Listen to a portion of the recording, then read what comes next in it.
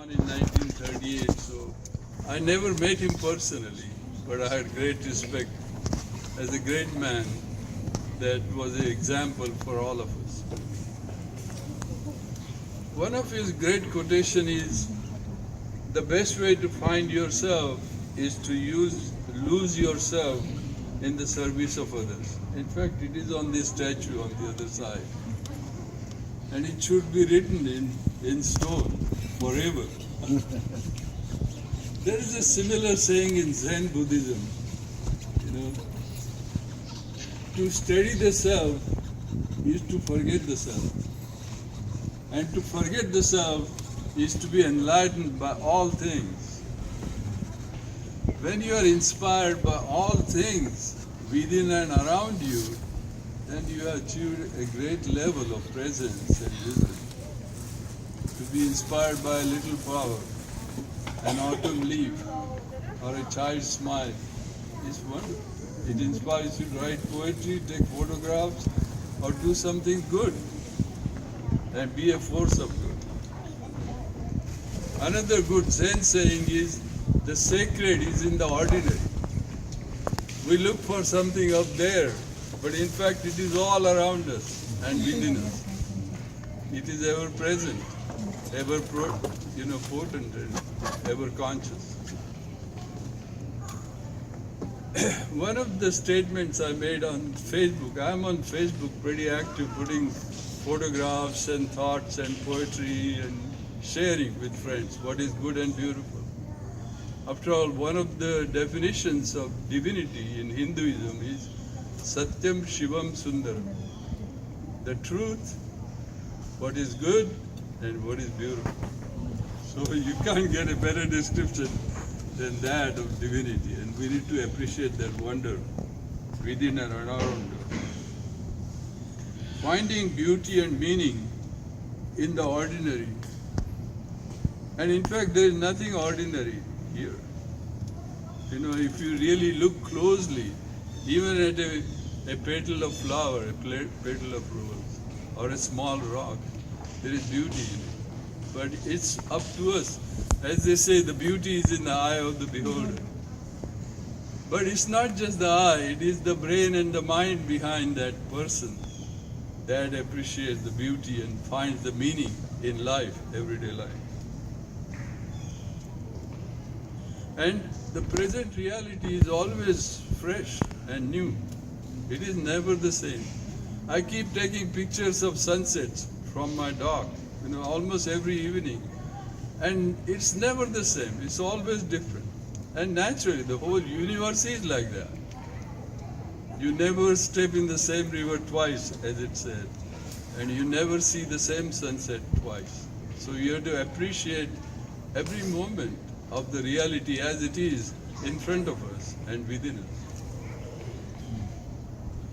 Another of Gandhiji's famous saying is, you must be the change that you wish to see in the world. This again is here, right next to me.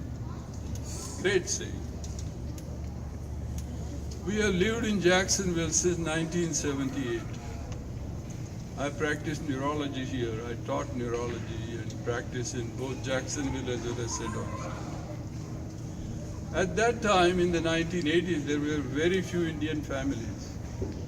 In fact, probably 45 or 50 families, that's about it. So I used to conduct Gita classes every 2 weeks at somebody's house. And there would be 25 or 30 people, including adults and children. And I used to explain the Gita and translation and the meaning. I would also have a model of the brain next to me. And I'll explain to the kids which area of the brain processes this particular aspect of our mind. Whether it's the speech or thought or emotion or memory, I would teach them. And they were so inspired by it. They used to ask brilliant questions, beautiful questions. And we had a very friendly discussion, that time. And at the end, we would do some yoga and meditation. And everybody enjoyed it. And we shared some tea or some snacks, and that was it. And this happened every 2 weeks. And this continued for probably 25 years. Of course, when the mandir came, then Panditji is there and more people are interested in worshipping the deity, which is fine. I tried to teach there also Upanishads, but I think the original idea was great and the need was great at that time. But I still participate in the mandir.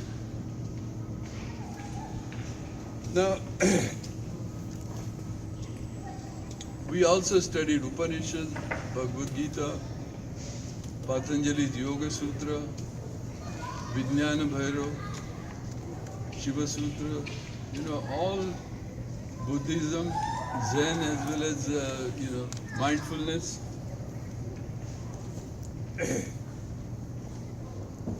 At one of the meetings, I made the statement that our happiness is inversely proportional to the gap between expectation and reality.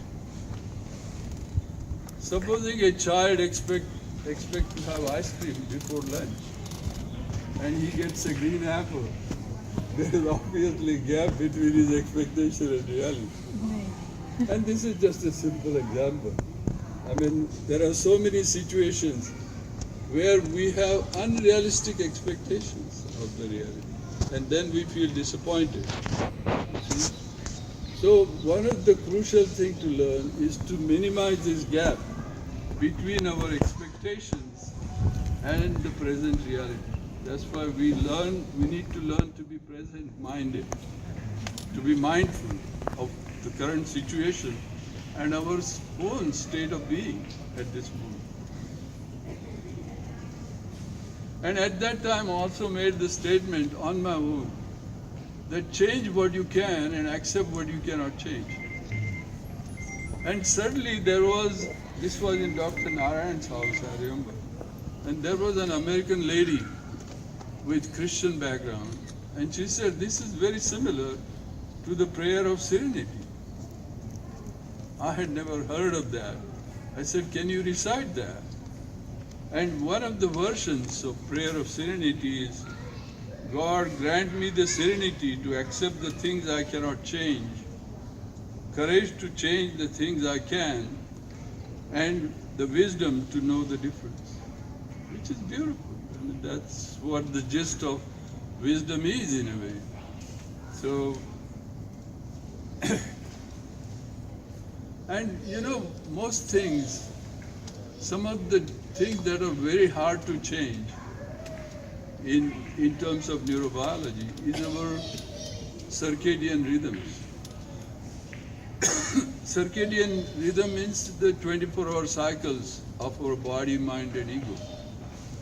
Like sleep-wake cycle, hormonal cycles, all that. In fact, this year's Nobel Prize went to 3 American scientists for their research on circadian rhythms. They discovered the molecule, the genetic clock genes, which regulate the sleep-wake cycle, hormonal cycles, all the hundreds and thousands of cycles that the body is governed by or regulated. Another famous quote of Gandhiji is, the good man is a friend of all living things. The good man is a friend of all living things. He taught ahimsa, non-violence throughout his life. He spoke against human and animal cruelty.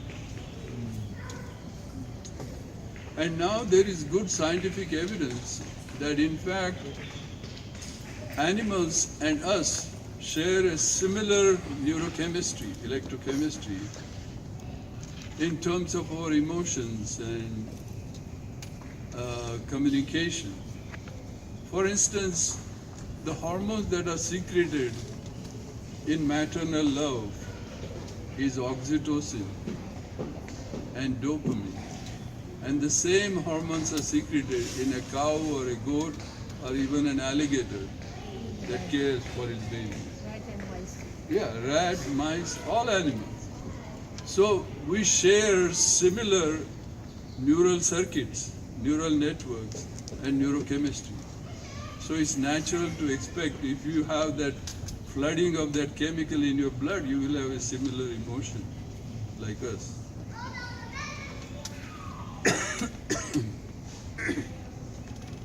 Another saying of Gandhiji is, an eye for an eye only ends up making the whole world blind.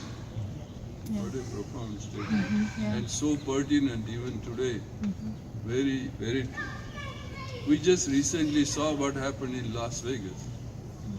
How one person can plan and execute and kill 59 innocent people in a very happy and peaceful condition, in a state. Incredible. And injured 500 people. We have seen this example, the force of evil. But all of us have the potential for good as well as evil. And we need to appreciate the difference and be aware of the difference and watch to minimize the evil and enhance the good, be the force of good. When I practiced in St. Augustine, one of my friends, a patient of mine, told me an interesting story. He said this comes from the American Indian folklore. Get in the shade.